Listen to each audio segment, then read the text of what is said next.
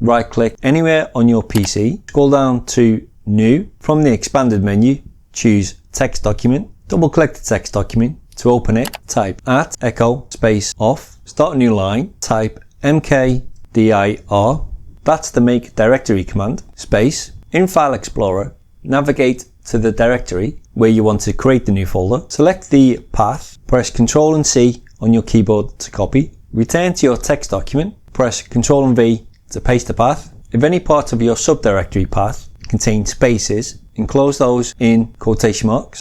At the end of the path, type \, the name of the new folder you're creating.